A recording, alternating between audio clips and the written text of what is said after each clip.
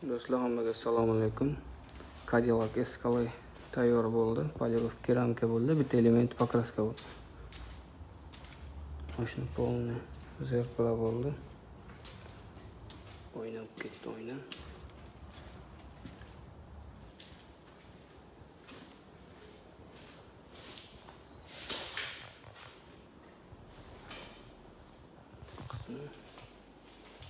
Полный aksim konkretni ko'rinyapti. Juda ham katta mashina, объемы вообще katta edi. But